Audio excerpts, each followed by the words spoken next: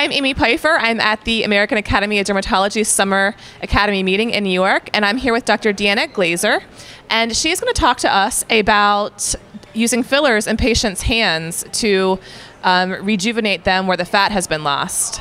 Thank you for being with us today. Nice to be here. So this is something that's kind of a little unusual, I think, and not a lot of dermatologists are doing this. So can you tell us a little bit about it, how you select your patients, and what you use to fill the hands? So we've used fillers for hands for years, except that usually we've used fat. And as the hand ages, it starts to become very sunken in, and patients complain about the prominence of their veins, the prominence of the tendons, how the hands look old, and they really do age us. And so now what we're doing is, instead of using fat, which is perfectly acceptable and it can still be used, but now we're using more of the prepared fillers, hyaluronic acids, the calcium hydroxyl apatite. You can even use poly-L-lactic acid. So basically any of the fillers that are out there we can use to help support up the skin, fill in those kind of deep sunken in spaces between the tendons and make them look more rejuvenated. And then on top of that, we might do some lasers to help take care of the brown spots, the liver spots, to really give a total rejuvenation package for the hand. Would you ever use a permanent filler in the hands? You know, for the most part, we're not using permanent fillers, just because if there is a complication, you know, it is a long-term complication.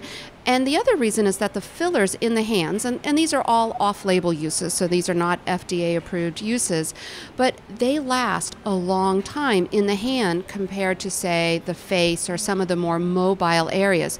So even the hyaluronic acids, I can get a year duration for my patients when I use them in the hands. It's a very quick procedure to do. It's done in the office. The downtime is relatively short. Patients can start using their hands the next day, and we're getting probably about a year to even sometimes up to a year and a half duration with one treatment. So it's a really satisfying treatment for patients. Have you ever noticed any side effects from this treatment in the hands? So when you use a filler, the side effects are the same as any other usage of the filler. You can get some bruising, you can get some swelling, some lumpiness. You have to be careful not to overcorrect the hands and overcorrect with the filler, especially in the hands, because it does last so long. You can get some asymmetry where maybe you put a little more in one hand or the other, or one hand needed less than the other.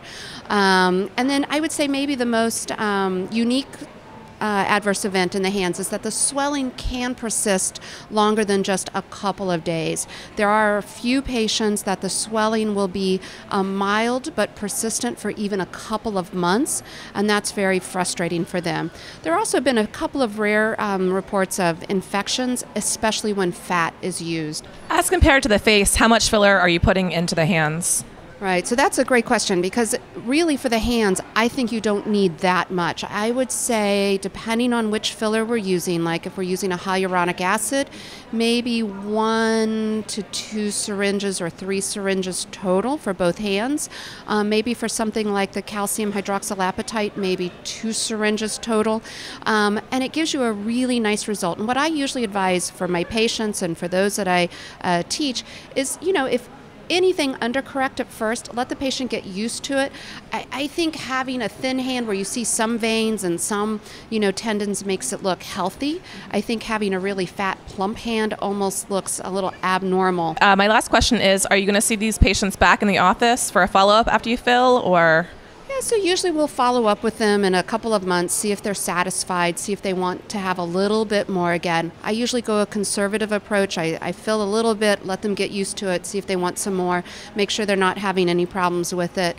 And then, you know, tell them in about a year to expect that they might need some more.